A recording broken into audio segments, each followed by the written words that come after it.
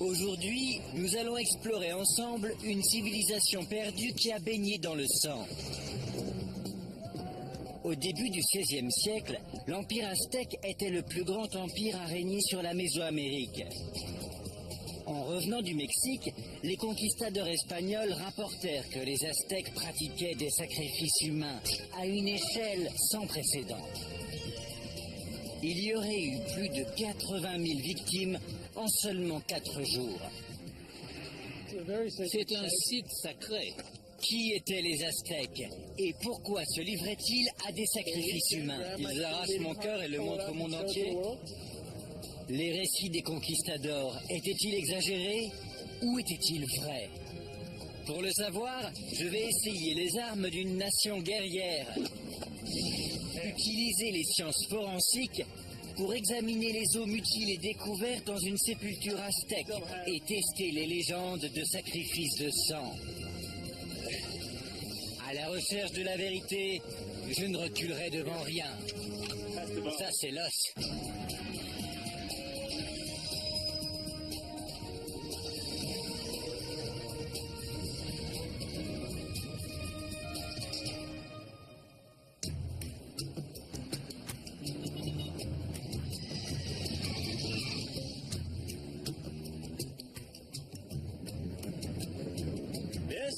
Nous sommes sur la place Zocalo. Cette place est le cœur de Mexico et la plus grande de toute l'Amérique latine. Il y a 500 ans de cela, c'était le centre de l'Empire aztèque, une civilisation synonyme de sacrifice humain. Je suis Josh Bernstein et je suis de retour au Mexique pour découvrir si les histoires horribles d'une culture baignée dans le sang sont vraies ou pas. Les Aztèques sont associés au sacrifice humain à la suite des nombreuses illustrations frappantes faites par les Espagnols. Réalisées au XVIe siècle pendant la conquête du Mexique, elles dépeignent une culture qui célèbre des rituels d'une extrême violence. Une société où les prêtres aztèques arrachaient le cœur des victimes sacrifiées et peignaient les temples avec leur sang. Mais ces descriptions détaillées sont-elles le reflet de la réalité ou simplement un moyen de propagande pour les conquistadors? Pour le savoir, je rejoins le professeur David Carrasco, un expert de la Harvard Divinity School. Il a passé sa vie à étudier les Aztèques. On est presque à la Grande Place? Oui, nous sommes au pied du grand temple aztèque. C'est l'une des plus grandes trouvailles de l'Amérique latine. Pour les Aztèques, ce temple représentait le centre du cosmos, et pas seulement le centre de l'Empire aztèque. On peut le comparer à la Mecque ou au Vatican. C'était le saint des saints dans le monde aztèque. À l'époque peut-être, mais aujourd'hui, le site est clairsemé et incomplet. Il ne reste plus que ça? Oui, ce sont les seuls vestiges, parce que quand les Espagnols sont arrivés, ils ont pris ces constructions pour la maison du démon. Ils ont vu le temple du démon dans cette pyramide, et ils l'ont détruit en cassant 85 ou 90%.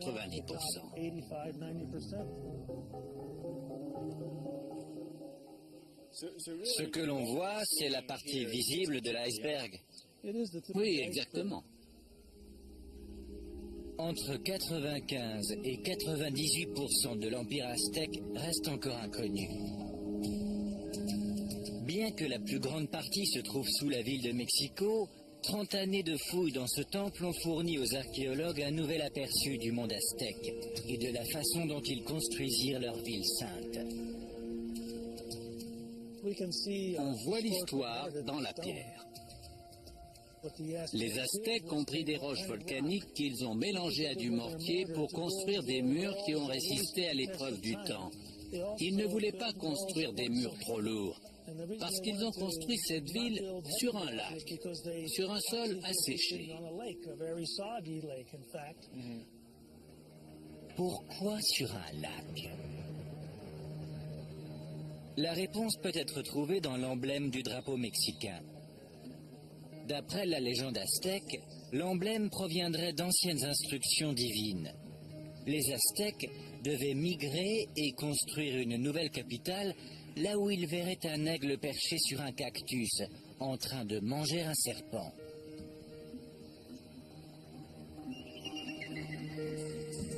Ce lieu s'est avéré être sur une petite île, au milieu d'un lac.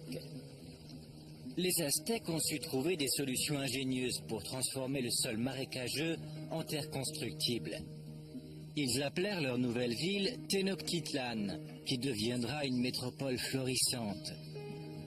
À son apogée au milieu du XVe siècle, cette ville abritait 250 000 personnes, autant que beaucoup de villes européennes de l'époque. En apercevant cette capitale flottante pour la première fois, Hernán Cortés et les conquistadors espagnols croyaient qu'ils rêvaient.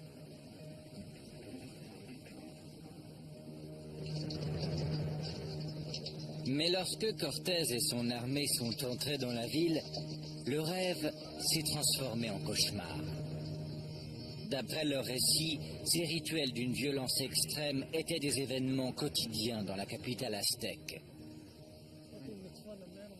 Selon David Carrasco, le sujet des sacrifices humains est encore un sujet sensible aujourd'hui pour beaucoup de Mexicains. Ils mettent en doute les faits et la sauvagerie relatée dans les récits espagnols. Les archéologues ont pourtant des preuves indéniables et déplaisantes. C'est l'enceinte des guerriers aigles. Nous pénétrons dans une section du Grand Temple pour découvrir où les guerriers aztèques se préparaient au combat. Dans le monde aztèque, il y avait deux groupes de héros militaires, les guerriers jaguars et les guerriers aigles, qui étaient plus puissants. Les fouilles du temple nous ont conduits en ce lieu qui était l'endroit où les guerriers aigles étaient initiés. Les archéologues ont récemment entrepris une analyse chimique du sol dans l'enceinte des guerriers aigles. Ce qu'ils ont trouvé dans cette partie du temple est stupéfiant. Ils ont trouvé du sang. Du sang sur le sol? Les guerriers devaient sûrement offrir leur sang pendant leur initiation.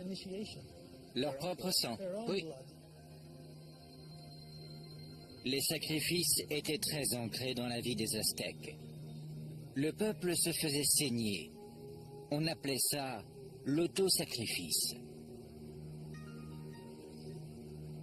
Dans cette même pièce, les guerriers utilisaient des lames d'obsidienne et des aiguilles de cactus pour faire saigner leurs bras, doigts et cuisses et faire des offrandes aux dieux. Mais seulement un petit pourcentage des offrandes se déroulait ainsi. La plus grande partie du sang qui a coulé sur le grand temple était le sang des ennemis. La raison de ce massacre était en partie religieuse, mais c'était également une manifestation glaciale du pouvoir politique. Une fois par an, un sacrifice très important avait lieu au Grand Temple. Des prisonniers de guerre étaient emmenés par des communautés voisines et ils étaient sacrifiés lors d'une cérémonie appelée le festin de la chair humaine. Le festin de la chair humaine? Ils étaient emmenés en haut des marches et devaient s'allonger sur l'autel du temple où se trouvaient les dirigeants de leur communauté. Ils faisaient venir les dirigeants ennemis, leurs adversaires, pour qu'ils assistent aux cérémonies? Oui, le sacrifice en lui-même était une déclaration politique. Regarde ce qu'il va t'arriver si tu nous défies, si tu ne nous rends pas hommage, si tu ne veux pas t'allier avec nous. Venez tous voir ce qui vous attend. Ça semblait assez complexe. La guerre, les effusions de sang et la politique faisaient apparemment partie de la vie quotidienne des Aztèques. Un objet en particulier témoigne de la place centrale qu'occupaient les offrandes de sang dans les croyances religieuses. Pour le voir de plus près, David Carrasco m'emmène au Musée national de l'anthropologie. Ce que nous allons voir est la plus grande représentation de l'univers pour les Aztèques. C'est l'une des plus belles sculptures au monde.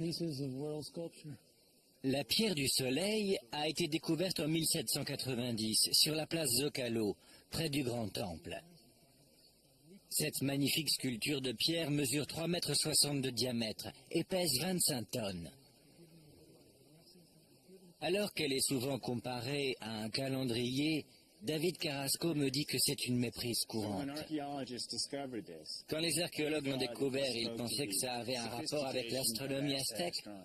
C'est ce qu'ils ont cru. C'est resté un mystère pendant des années, mais les archéologues et les astronomes l'ont étudié de près et ont vu que ce n'était pas une carte astronomique, mais un mythe sculpté dans de la pierre. Vous pouvez m'expliquer cette histoire? On appelle ça le mythe du soleil. On y apprend que l'univers a connu 4 ères avant l'ère aztèque. Chacune de ces périodes est représentée par une de ces boîtes. On voit l'ère aztèque, l'ère du mouvement ou du tremblement de terre, et il y a le dieu du soleil avec un couteau en obsidienne à la place de la langue, ce qui veut dire qu'il devait recevoir des offrandes pour avoir assez d'énergie. La signification culturelle de la langue d'obsidienne ne peut pas être sous-estimée. Cette lame est similaire à celle utilisée par les prêtres aztèques lorsqu'ils ouvraient la poitrine de leurs victimes sacrifiées pour arracher leur cœur. Le symbolisme capturé dans la pierre du soleil nous apprend que les Aztèques croyaient que le soleil avait besoin de chair humaine pour briller tous les jours. Ils devaient sans arrêt nourrir le soleil. Ils devaient payer leurs dettes pour le remercier d'être en vie. En plus des illustrations et des manuscrits des conquistadors, il existe des peintures réalisées par les Aztèques eux-mêmes. Étrangement, elles sont beaucoup moins épouvantables que les récits espagnols. Elles laissent planer le doute quant à l'intensité du sacrifice dans la structure de la vie aztèque. La plupart des gens ne réalisent pas que 15 livres peints avant l'arrivée des Espagnols ont survécu à la conquête. On peut regarder ces manuscrits illustrés et on voit des images de sacrifices, des dieux qui se sacrifient, des êtres humains et des animaux qu'on sacrifie. On a donc la version de l'intérieur des Aztèques et la version écrite par les Espagnols. Exactement. Ce que l'on doit faire maintenant, c'est comparer les deux pour voir laquelle est la plus fidèle à la réalité. Dans un instant, je vais m'allonger sur une pierre de sacrifice. C'est parti. Et tester les armes de guerre aztèques.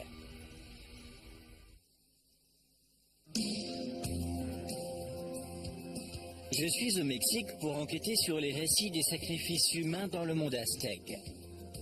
Jusqu'à présent, j'ai découvert comment les Aztèques avaient construit le plus puissant empire de Mésoamérique et une capitale florissante au milieu d'un lac. Il y avait aussi un côté sombre. Les Aztèques croyaient que leur dieu avait besoin régulièrement de chair humaine et de sang.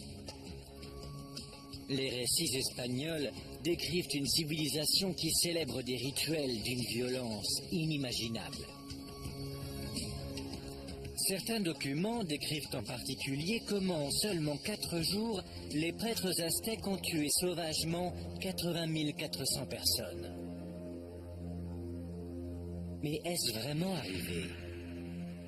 Pour le découvrir, je me rends dans un autre temple aztèque, à 13 km au nord-ouest du Grand Temple. Nous sommes sur le site archéologique de Santa Cecilia à Catitlan. David Carrasco, de l'Université de la Divinity School d'Harvard, étudie les croyances religieuses des Aztèques depuis plus de 30 ans. Les Aztèques vénéraient plus de 100 dieux, et beaucoup d'entre eux nécessitaient des sacrifices. C'était dans ce genre de pyramide que les dieux recevaient leurs offrandes. Je sais que les pyramides égyptiennes étaient des tombes pour les pharaons et que les pyramides mayas étaient construites pour pouvoir entrer dans le monde des morts. À quoi servaient les pyramides aztèques? C'est l'un des lieux les plus sacrés du monde aztèque, parce que c'est la maison des dieux. On appelle ça une pyramide, mais pour eux, c'était la maison des dieux. Ce lieu sacré apportait une agriculture abondante, sous le contrôle des divinités et des ancêtres vivant à l'intérieur. Ils surveillaient les graines et les cœurs qui faisaient vivre le monde extérieur. Pour que les dieux dégagent cette énergie et accordent vie et prospérité sur terre, les offrandes devaient être faites aux dieux du temple. Y a-t-il des récits témoins de ces cérémonies? Il y a quelques témoignages laissés par les Espagnols parce qu'ils ont vu plusieurs de leurs soldats être sacrifiés au grand temple de la ville de Mexico. Vous pouvez m'expliquer un rituel si on monte? Oui, allons là-haut. En montant les marches de la pyramide, David Carrasco m'explique que chaque victime devait être préalablement préparée au sacrifice. Pendant les 20 jours de célébration, son régime et son apparence étaient modifiés en préparation du rituel à venir. À la fin, on lui donnait des substances qui altéraient son esprit. Imaginons que je sois la victime, prête à être sacrifiée. Comment ça se passe? Vous seriez immédiatement sous le contrôle de 6 prêtres qui vous attraperaient pour vous allonger sur le dos, sur cette pierre.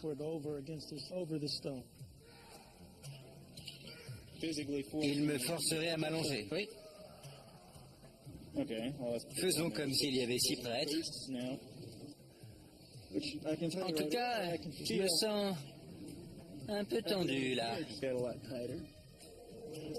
C'est pas inconfortable, mais vu la suite, c'est pas le meilleur scénario. À ce moment-là, ils incisent et prennent votre cœur.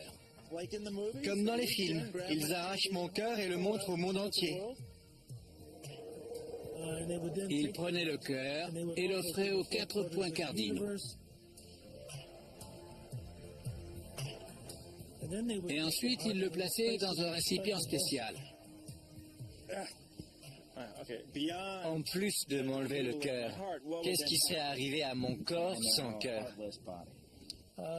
Votre tête aurait pu être coupée pour être exposée sur un mur.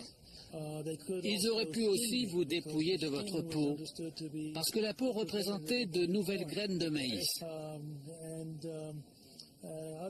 D'autres parties de votre corps auraient pu être utilisées dans différents rituels. Ces rituels ont eu lieu pendant des centaines d'années? Certains rituels, oui, mais les Aztèques ont intensifié leurs rituels. Leur empire s'agrandissait, alors leur temple prenait de l'ampleur et leurs sacrifices devenaient plus intenses. Leurs dieux gagnaient en puissance. C'est le niveau qu'ils ont atteint qui nous fascine aujourd'hui. Jusqu'à présent, les récits des conquistadors semblent tenir la route. Mais les Aztèques ont-ils réellement sacrifié des dizaines de milliers de personnes en un seul jour? Comment ont-ils fait pour les capturer et les contrôler? Allons le découvrir. Les récits espagnols dépeignent un portrait effrayant des Aztèques. Apparemment, ils apportent la preuve solide que les Aztèques contrôlaient une grande armée formée de vaillants guerriers. Mais comment cela peut-il servir la propagande espagnole? Si les Aztèques avaient une grande armée, avaient-ils les armes de guerre nécessaires pour capturer des dizaines de milliers de victimes à la fois? Je veux découvrir les armes et les techniques des Aztèques. Pour cela, je parcours plus de 1700 km pour me rendre dans la petite ville de Sonoita, au nord de Mexico, et rejoindre mon vieil ami Bob Perkins. Il a consacré 30 ans de sa vie à étudier les armes anciennes, ce qui lui a valu le surnom de Bob le lanceur. Salut Josh, ça va? Ça va et toi? Ça fait plaisir? Oui, moi aussi. Ça fait longtemps que tu es venu bien équipé? Des atlates et des lances. On a de quoi s'amuser. C'était leur arme préférée pour la guerre. Tu mets tes doigts dans cette lanière Bob me dit que la principale arme des Aztèques était la lance.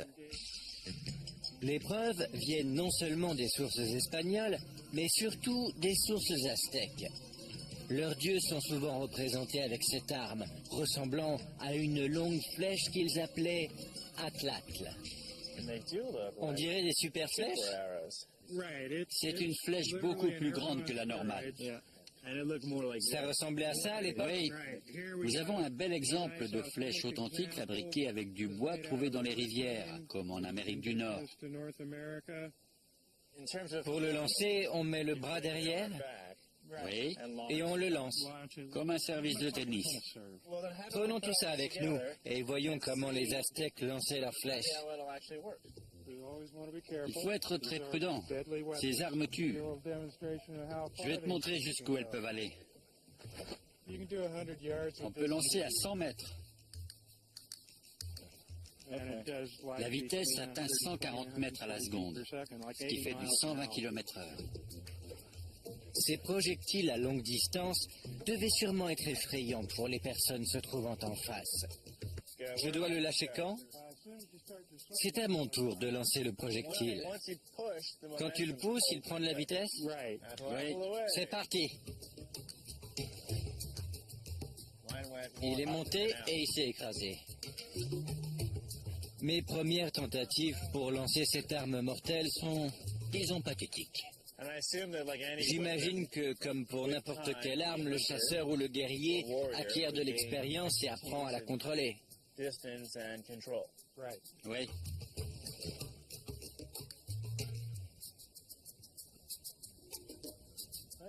La cible est assez sympa. D'après Bob Perkins, on ne connaîtra jamais les véritables stratégies militaires des Aztèques. Mais ce qui est sûr, c'est qu'ils voulaient capturer un maximum de survivants pendant la bataille. Leur but était de capturer leurs ennemis vivants pour pouvoir les offrir à leurs dieux. La lance aztèque était surtout utilisée pour disperser les guerriers ennemis. Les Aztèques s'approchaient ensuite pour se battre.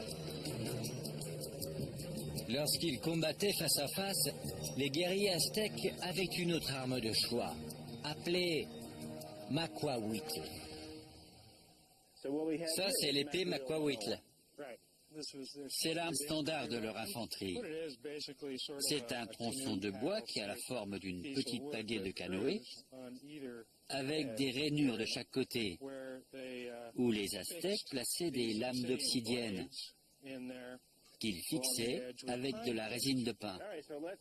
Faisons un Macuahuitl. On commence par chauffer la résine de pin. Ok. Donc, de la résine, de la cire d'abeille et du charbon. On chauffe tout ça jusqu'à ce que ça devienne un liquide visqueux, et ensuite on obtient de la résine aztèque. De la résine primitive. La combinaison de bois dur, de résine noire et de lames tranchantes font du Macuahuitl une arme de guerre très impressionnante. C'est une arme très efficace. Le Macuahuitl était-il si dangereux que les ennemis des Aztèques préféraient se rendre plutôt que de se battre? Attention, on a... L'arme par excellence du soldat de l'armée aztèque. C'est la meilleure des défenses. Petite sauterelle, aujourd'hui tu es un homme. Merci. J'ai un Macuahuitl.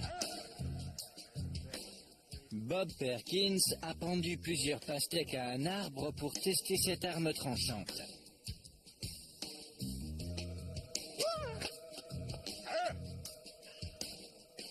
Très bien. J'aime le Macuahuitl. Bob aussi. Ouais, L'arme mortelle. ça tranche parfaitement les pastèques. Mais je pense qu'on ne va pas s'arrêter à la pastèque. Non. On a de la viande. De la viande. Testons-le sur des os et de la chair. Regardez ça. Un beau morceau de bœuf. Les os. T'en penses quoi? C'est bon? Tu as le Macuahuitl, tu décides. C'est parti. Allons-y.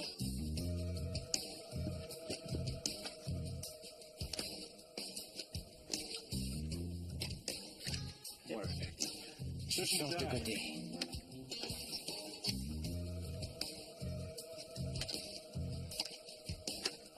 Pas étonnant que les ennemis des Aztèques choisissaient de se rendre plutôt que de combattre. Ça, c'est l'os. C'est efficace? Très efficace. Un peu. La lance et le maquawitl sont des armes de guerre très efficaces. Mais comment ont-ils pu trouver la quantité de personnes nécessaires pour leur sacrifice géant? Leur tactique guerrière consistait à s'approcher de l'ennemi et à frapper direct. Ce que les Aztèques devaient faire, c'était manœuvrer d'un côté ou d'un autre, et ensuite, les adversaires comprenaient que toute résistance était inutile, et ils abandonnaient. Il était important pour les Aztèques de minimiser le nombre de victimes sur le champ de bataille. Les guerriers aztèques avaient tout intérêt à ramener leurs victimes en vie. Ils pouvaient ainsi les sacrifier sur leurs autels pour nourrir les dieux. Plus ils ramenaient de captifs sur l'autel du sacrifice, plus ils montaient dans la hiérarchie. Ils pouvaient passer de roturier à noble en faisant preuve de prouesse sur le champ de bataille. On sait si les Aztèques étaient souvent en guerre? Les Aztèques étaient constamment en guerre. C'était une société de guerriers dans l'âme. Les Aztèques faisaient même la guerre uniquement pour ramener des victimes pour les sacrifices.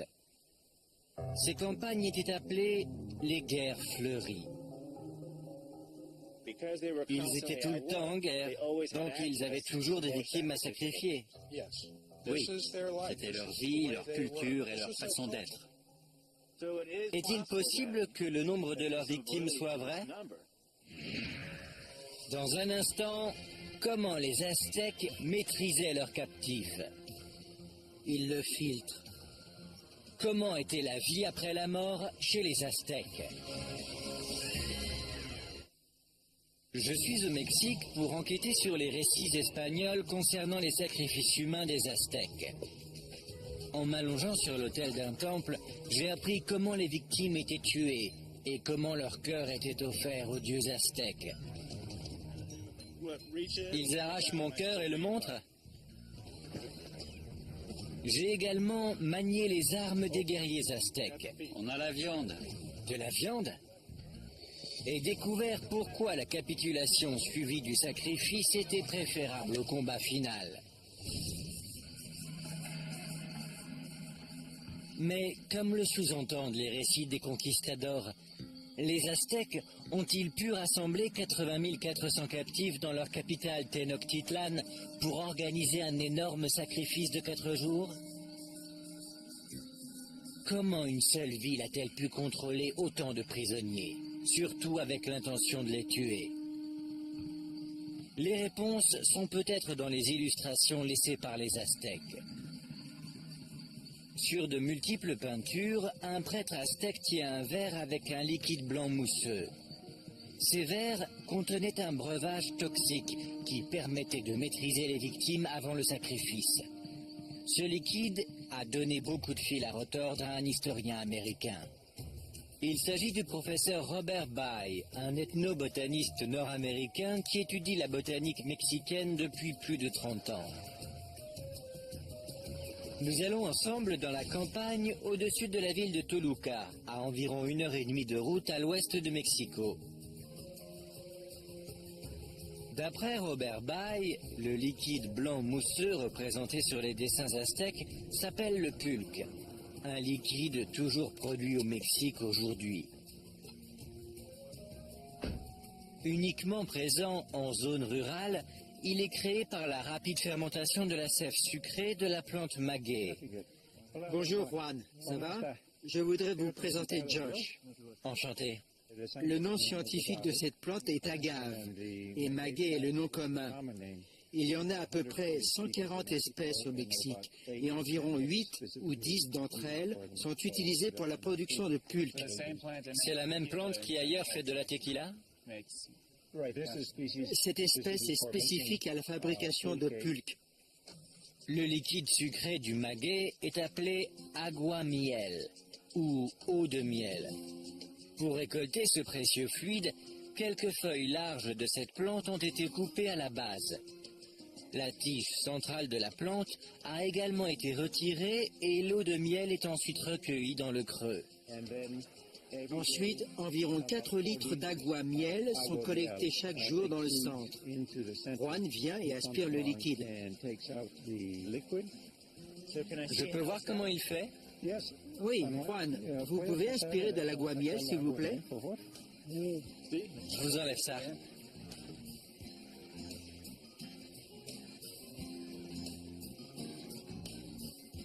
Je ne sais pas si vous le voyez, mais la bouteille se remplit de liquide. Selon sa taille, une plante peut fournir ce liquide pendant 4 mois en étant prélevée quotidiennement. L'agua-miel est dedans? Oui. Maintenant qu'il l'a aspirée, il va la transvaser dans le jerrycan. C'est rapide. L'étape suivante consiste à transformer l'eau de miel en un brassage mousseux de pulque. Je le laisse passer devant. Pour voir la fabrication, nous nous rendons chez Juan. C'est ici qu'on fait le pulque? C'est ici qu'il fermente. Quand il revient des champs, il a de l'agua-miel. Il doit l'ajouter au liquide qui fermente depuis déjà quelques jours.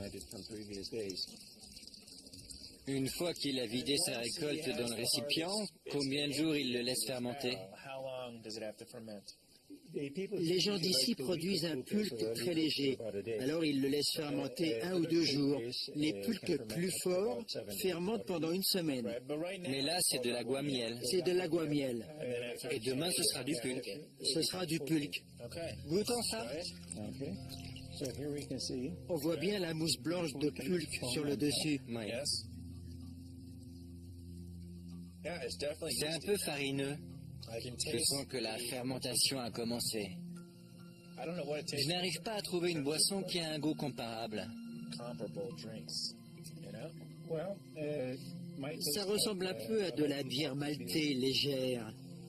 Très légère. Ça peut devenir plus fort en la laissant fermenter plus longtemps. Au bout de 7 jours, on peut obtenir jusqu'à 5 degrés d'alcool.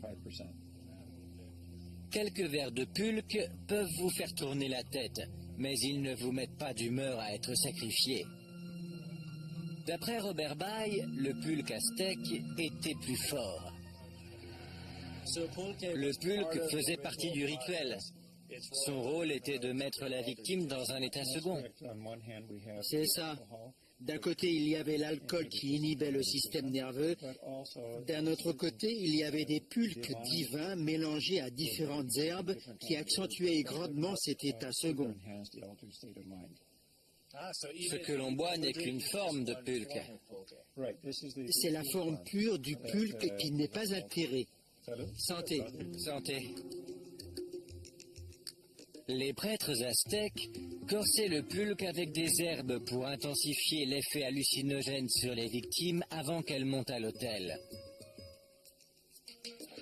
Pour en apprendre davantage sur ces herbes, nous retournons à Mexico et allons dans un marché aux herbes.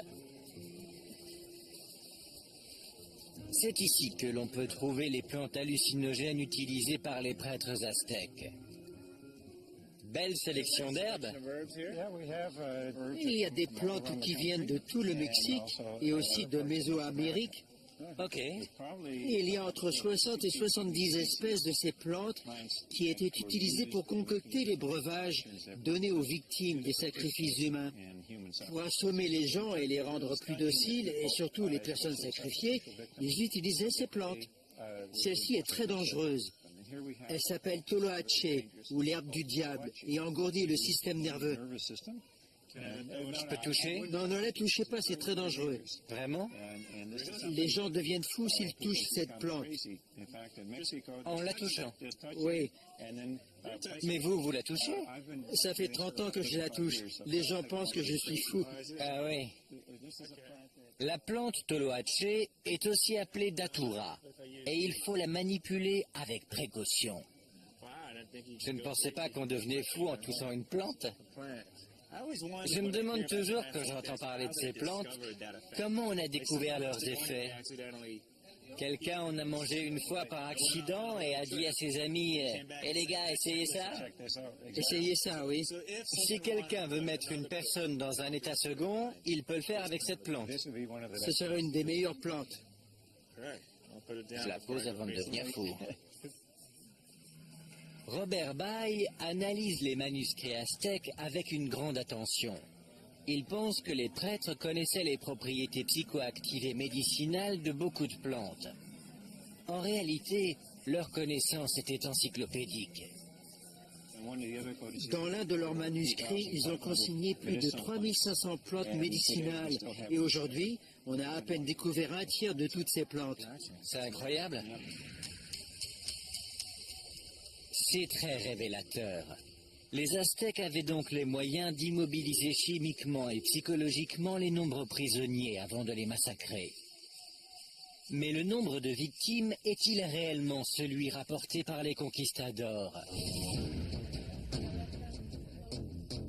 Dans un instant, un mur de crâne humain et une preuve solide d'un sacrifice humain de masse.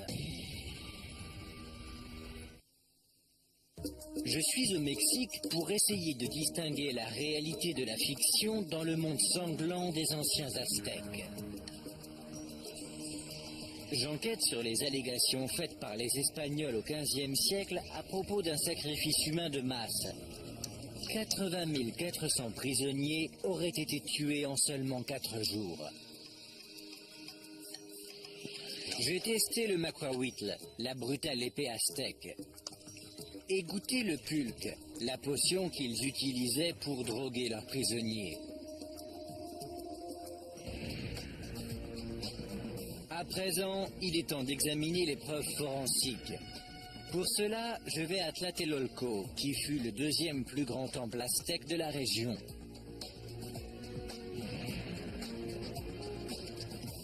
Aujourd'hui, il ne reste que des ruines entourées d'immeubles récents. Comme pour le grand temple, il reste peu de choses. Le site fut détruit par les Espagnols et remis à jour lors d'un projet moderne de construction. Je rejoins le professeur Carmen Pijuan du Musée national d'anthropologie.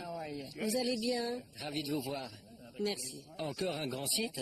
Elle étudie minutieusement les sépultures depuis 20 ans. Les premières fouilles ont commencé en 1953. En commençant les fouilles archéologiques, ils ont trouvé le grand temple. C'est le grand temple de Tlatelolco. Ils ont trouvé des os? Oh oui, beaucoup. Carmen m'apprend que des milliers d'os furent trouvés à Tlatelolco. Des gros tas d'os ont été découverts près d'un temple important. La quantité et l'emplacement indiquent que les sépultures n'étaient pas courantes. 2 squelettes, surnommés les amoureux de Tlatelolco, sont toujours sur le site aujourd'hui. C'est une expo intéressante. Ces squelettes ont été trouvés ici? Oui, tout à fait. Sur la gauche, c'est une femme et sur la droite, c'est un homme. La femme était jeune. Elle avait entre 18 et 20 ans. Étaient-ils des victimes sacrifiées? Nous n'avons pas de preuves directes. Cependant, les offrandes des sacrifices découverts à Tlatelolco sont la plus grande collection de restes humains de l'Empire aztèque. Pour valider la version du sacrifice humain, les scientifiques comme Carmen Pijuan ont dû remonter dans le passé. Ils ont étudié comment les victimes étaient manipulées après que leur cœur ait été arraché. C'est peut-être l'une des illustrations les plus célèbres et les plus horribles des manuscrits espagnols. Mais pour les archéologues, elle s'avère être une preuve décisive. Pour comprendre pourquoi, Carmen Pijuan me fait visiter son laboratoire au Musée national d'anthropologie. Vous voyez toutes ces boîtes en carton? Elles contiennent des squelettes venant de tout le Mexique. Des crânes. Posez-le ici. Tout cela vient du site où on était. Oui, de Tlatelolco. Ces crânes viennent du Tzompantli, qui est une structure qui permettait d'exposer les crânes. À Tlatelolco, 170 crânes ont été trouvés sur le Tzompantli. C'est de ce trou dont vous parlez. Oui, et ce trou a été obtenu par des impacts. Ces crânes sont l'une des plus grandes découvertes faites à Tlatelolco. Les archéologues ont désormais la preuve que les Aztèques construisaient des murs de squelettes avec les crânes de leurs victimes. Ils faisaient passer un bâton comme on fait un collier de perles. Le but était de les poser sur des pieux. Oui, sur des pieux. Des études complémentaires des squelettes nous disent ce que les Aztèques faisaient avec le reste du corps. On voit les traces de coupure. Carmen me montre des traces d'entailles et de dépeçage que les Espagnols ont décrits. Les marques laissées sur les os témoignent de l'atrocité des événements. Sur ce fémur, par exemple, nous avons des traces d'entailles ici. Vous les voyez? Oui, Eh bien, ces entailles ont été faites lorsqu'ils ouvraient l'articulation. Ils les faisaient pour pouvoir démembrer la victime. il y a des entailles sur beaucoup d'os. Dans cette sépulture, on a trouvé des entailles sur pratiquement tous les os.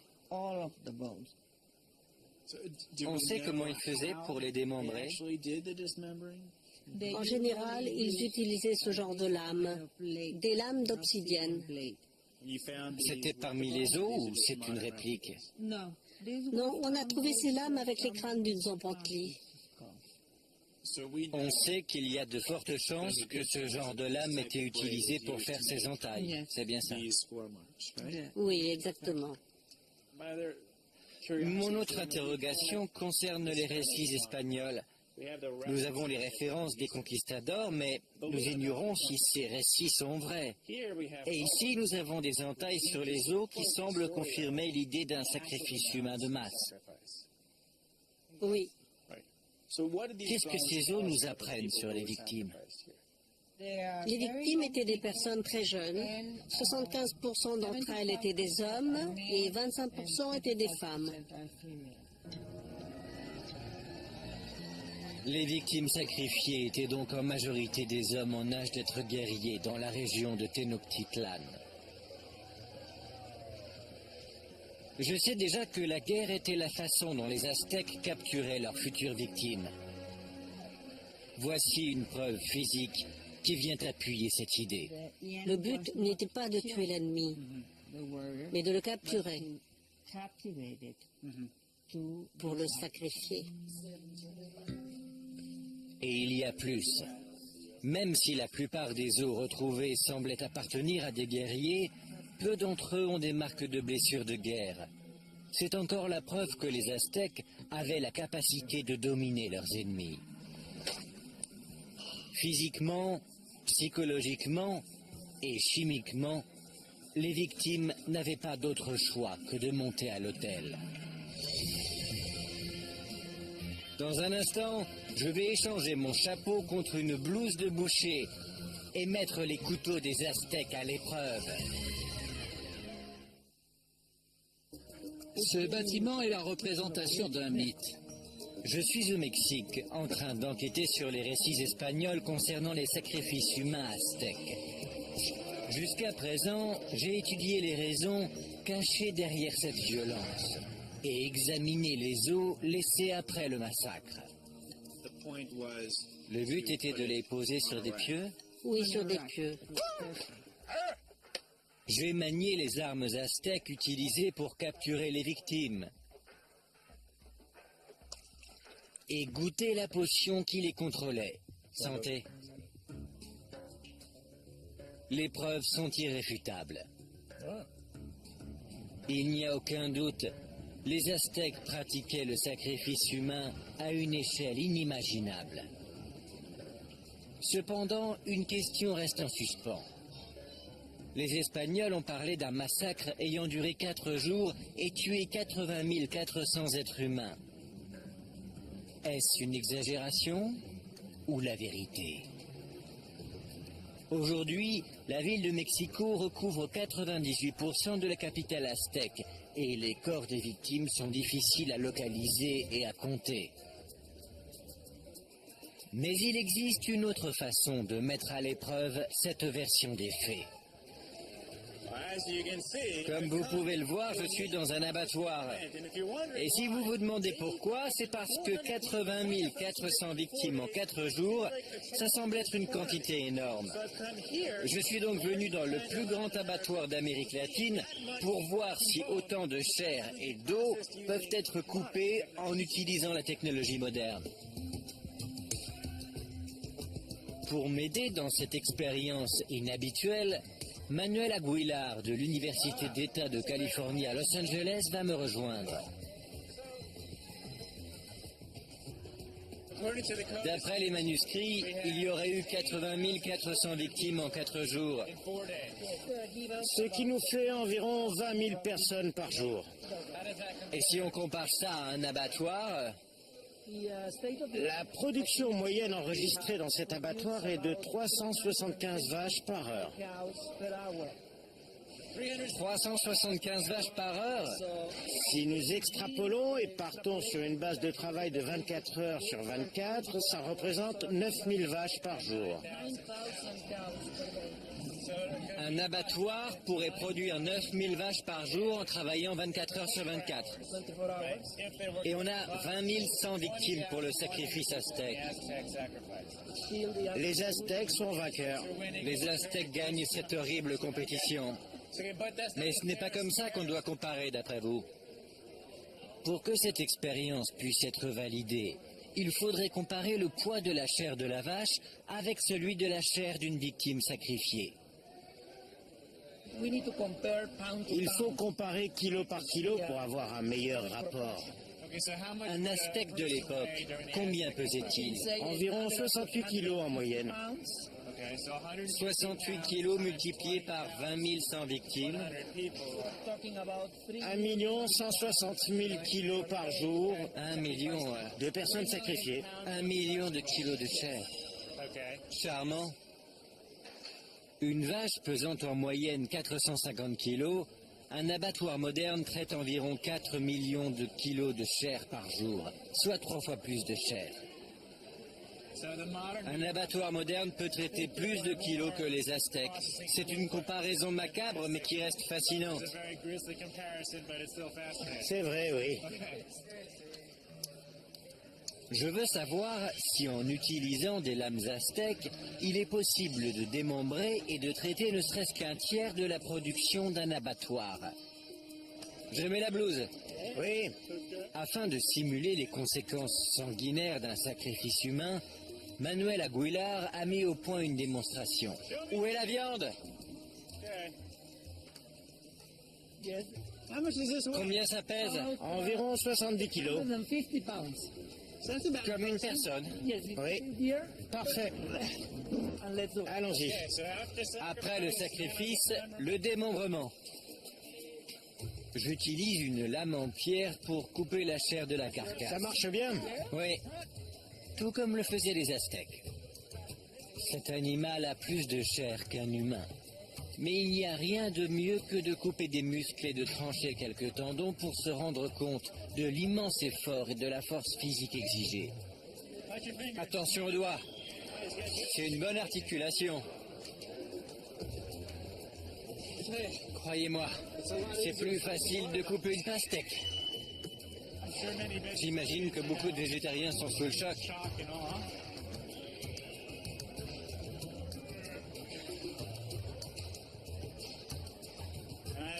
Je m'excuse auprès de tous les bouchers du monde entier pour ce massacre.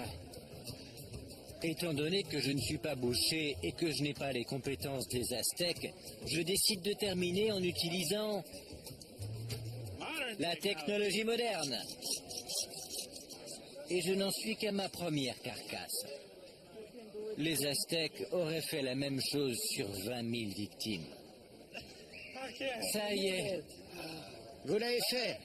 quel travail. C'est beaucoup de travail et c'est intense. Ah oui, très.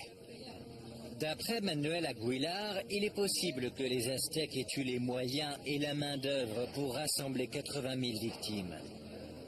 Mais tuer et démembrer autant d'êtres humains en aussi peu de temps ne paraît pas être très plausible. Cela veut dire que les Aztèques auraient dû sacrifier une victime toutes les 2 minutes dans chacun de leurs 19 principaux temples, 24 heures sur 24 et pendant 4 jours complets. Manuel Aguilar pense que certains manuscrits espagnols sont plus proches de la réalité que d'autres. 3 manuscrits donnent le chiffre de 80 400.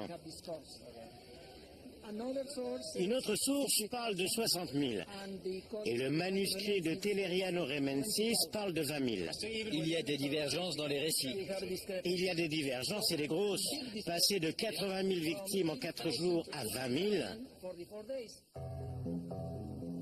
D'après lui, 20 000 sacrifices sur 4 jours signifie un sacrifice toutes les 6 minutes. C'est un rythme soutenu, mais qui reste dans le domaine du possible. 20 000 personnes en 4 jours, c'est le maximum? Oui, tout en prenant en compte l'utilisation des 19 temples. Lorsqu'il s'agit des chroniques des Espagnols et des faits qu'ils ont rapportés sur les sacrifices aztèques, il ne faut pas prendre pour argent comptant les chiffres donnés. Par exemple, un soldat espagnol a soutenu avoir compté 136 000 crânes sur le mur de squelette de Tenochtitlan. Imaginez un peu. Il aurait fallu l'équivalent de l'Empire State Building avec des crânes dessus. Je doute qu'ils avaient le temps en pleine conquête et pendant une bataille de compter les crânes. Oui, le nombre de victimes dans les manuscrits, qu'il s'agisse de 20 000 ou de 80 000, ce n'est que pour le côté dramatique. Ce n'est pas la représentation conforme de ce qui a pu se passer pendant ce massacre. Exactement. La plupart des archéologues sont désormais d'accord pour dire que les récits espagnols sont exagérés et que l'échelle exacte des sacrifices humains aztèques ne sera jamais connue. Cependant, quel que soit le chiffre exact, l'image et l'ampleur de la violence dans les rituels aztèques et les tueries de masse nous choquent encore aujourd'hui. Le sang sur leurs autels ne nourrit peut-être plus les dieux, mais il nourrira certainement notre imagination pendant les siècles à venir.